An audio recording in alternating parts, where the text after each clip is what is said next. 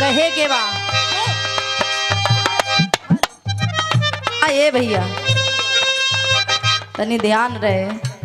वही सतत बंद होता। हेलो हेलो कहना है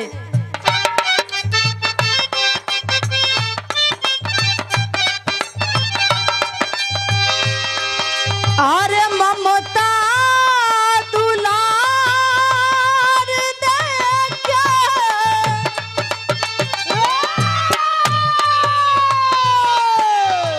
ममता दुलार देके गोद जन्मवालू ममता दुलार देके गोद जन्मवालू ममता दुलार देके गोद जन्मवालू।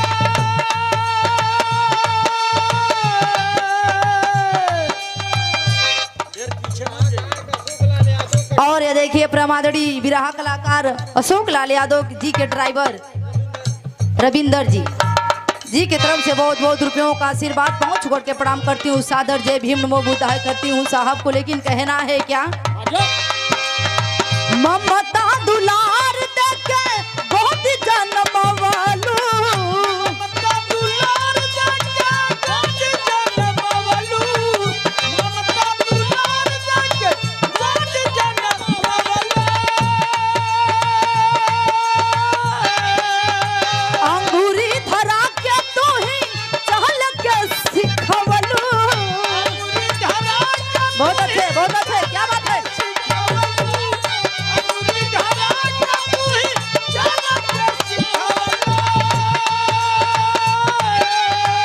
ममता दुलार देके बहुत जन्मवालू अंगूरी धरा के तू ही चहल के सिखवलू दिहलू जहानी दिखाई बेटी नाहु करनी भुलाई ए माई हो बेटी नाहु करनी भुलाई ए माई हो बेटी नाहु करनी भुलाई। कहे के बाऊ माई के जोन माई हमके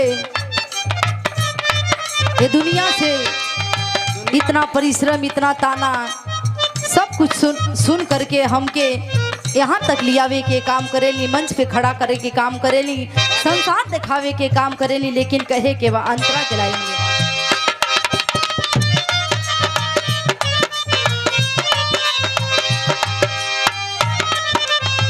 केहू भर पाई नाही करिए हिसान के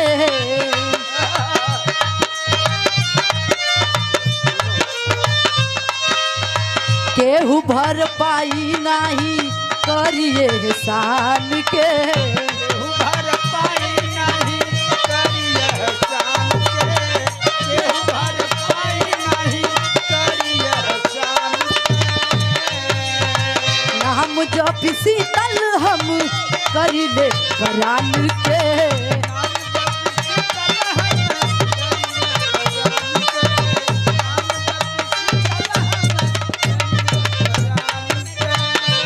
लेकिन कहना है अरे तोहरी कृपा से सब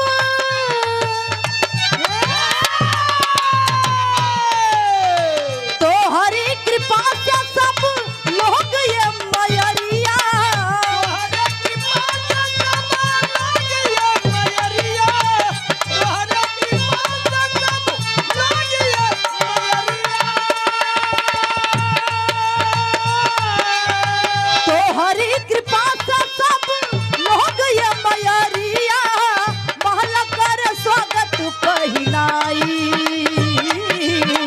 बेटी नाहु करनी भुलाई ये माई हो बेटी नाही करनी भुलाई ये माई हो बेटी नाही ओहो क्या बात है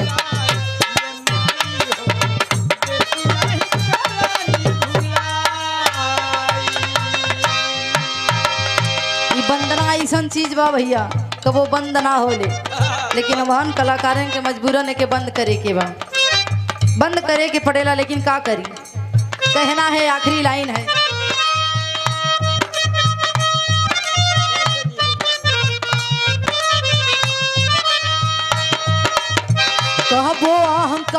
जानी आवे यही मन में। कबो अहंकार नहीं आवे यही मन में, कबो अहंकार नहीं आवे यही मन में। दिनवा हमार बीते पंच के शरण में। दिनवा हमार बीते पंच के शरण में, दिनवा हमार बीते पंच के शरण में। लेकिन कहे के बा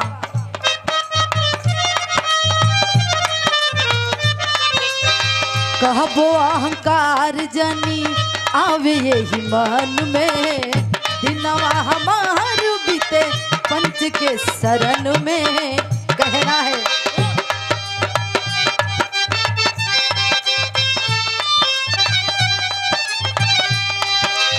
अरे चले जब ले सांस चला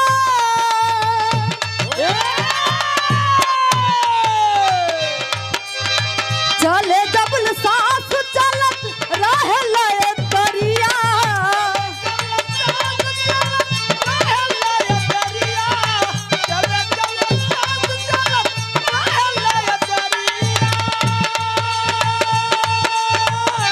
चले जब ले सांस चलत रहे लय दरिया। धर्मचंद्र गुड्डी समझाई बेटी नाहु करनी भुलाई। ए माई हो ए माई हो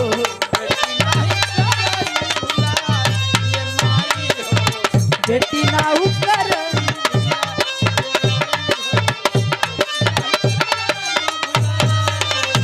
ए माई